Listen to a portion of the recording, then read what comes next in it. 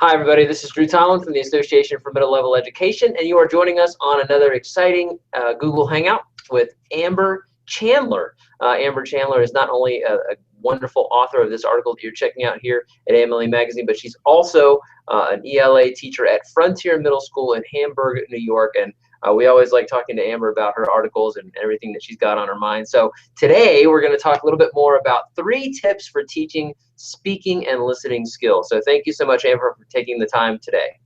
Thank you.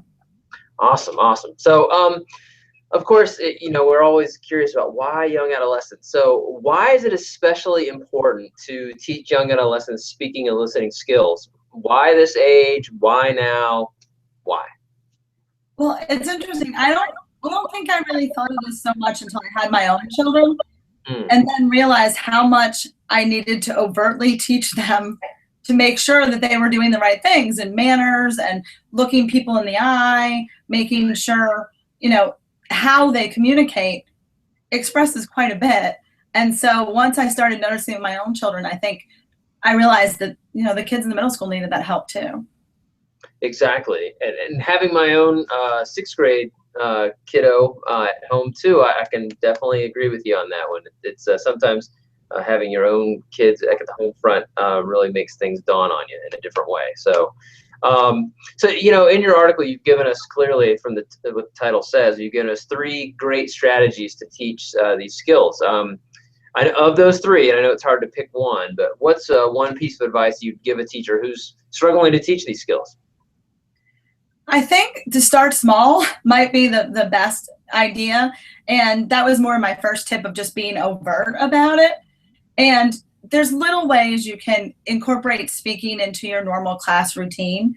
And sometimes it feels a little silly because it's not exactly how I think most classrooms run. But if you can have kids do speaking tasks, I just started talking to my students when they're answering questions, we're standing up. So to stand up and say your answer. And it doesn't seem like a big deal, but it gets them a little more confidence. It teaches them about projecting their voice, all of those types of things.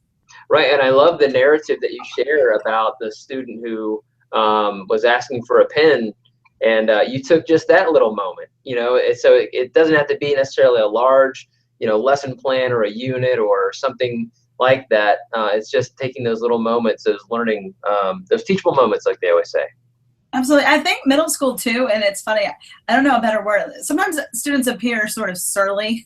they kind of just have that, I think they just don't know how to communicate with adults necessarily. And I kept finding that I thought they're being rude, but it wasn't rude. It was really, they didn't know how to approach that problem.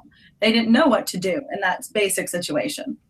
Exactly right. It's a good way to put it. So in terms of academic achievement, to play devil's advocate, some might argue that teaching speaking and listening skills, it's a nice way. It's a nice thing to help with social graces and decorum and things like that, but it isn't essential for academic achievement. So what would you say to that perspective, and how does teaching speaking and listening skills help academically? I kind of have a couple of answers. One is, I think that the technology has changed so much that we would be completely remiss if we didn't address that. And I'll give you an example. Last year, I had a girl in my 8th grade class who came up to me, just said, would it be okay if I talked my paragraph and told it to Siri, and Siri will put it into notes, and then I'll read it and double check it. Wow. So ultimately, she wanted to do this. That was how she thought of writing this paragraph. And my brain doesn't go that way, but hers did. And I said, sure. I mean, it makes sense. She's dictating it. It's her words. Siri's writing it down. She still has to go back and edit and correct and make sure it, makes sense. But for her to get her ideas down that way, I thought was really cool. So that's the first part, is I think there's the technology aspect. The second part is the way the world works right now. People are hired via Skype by having PowerPoints that they're playing along to, or a Prezi. That's going to be really very important, I think, in the future, not just, an audience of one handing in a paper. Yeah, exactly right. You broke up a little bit there, but I think I got it. That yeah, I mean that technology piece is so essential. I mean this Google Hangout itself is a good example of how people communicate now in a different way that completely relies upon speaking and listening and viewing as well. So you know, another stakeholder that's involved in the recipe is on the home front. So you know, a lot of speaking and listening skills are modeled there, or taught there, or reinforced there. So how do you involve and inform parents and families as well about the importance of speaking and listening skills?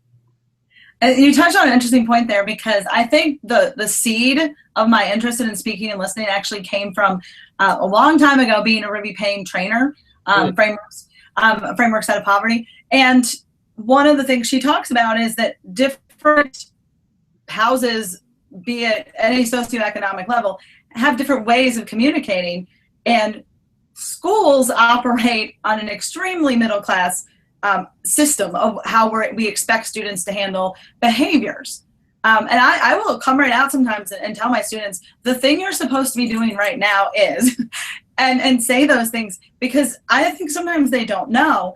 So when I studied the Ruby Payne things, one of the things she talked about is this, you have to make that connection that there's different valuable means of communication, but this is school talk. Or, you know, this is, you know, I talked about it, this isn't texting, this is formal. I don't think there's anything wrong with switching, talking about switching registers. I do an activity where they break down a Shakespeare couple lines, and they have to put it into an informal register like they would speak to their friends. Right. Right. So yeah, it's always a delicate dance to both value the cultural or heritage language that a student may have that they have learned at home, while also providing them, you know, that cultural currency, the language that's going to, you know, pay dividends in the future. That's a interesting thing to think about. So thank you for helping us think more about it.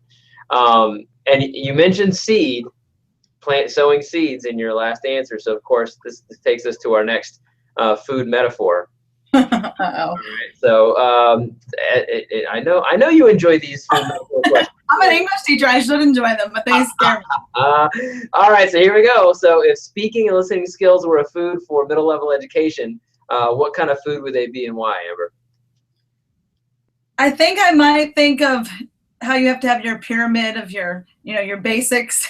I think these are the basics. I think this might be your meat and potatoes. You know, and other times I talk about your specialties. I think this is very, very key, but also very fundamental and basic. They're the core ingredients, I would say, in the recipe. Right.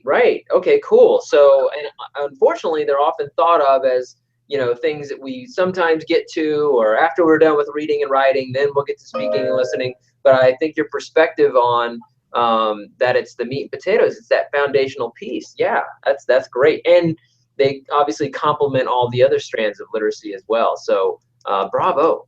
Good job, Amber. Okay. I mean, I'm not surprised. You know, I mean, you're an expert. Oh. You know. Well, I don't know if I'm. Oh, come on. Pish posh. You're being well, gosh, thank you so much, Amber, for taking a little bit out of your time after a long school day, I'm sure, to talk a little bit more about this article and share your expertise with us. Thank you. Oh, thank you very much. Awesome. And of course, thank you, AMLE Magazine readers, for checking out this article and checking out the Google Hangout today with Amber Chandler. So thank you so much. Here at AMLE, we help you reach every student, grow professionally, and create great schools. Thanks again. Bye.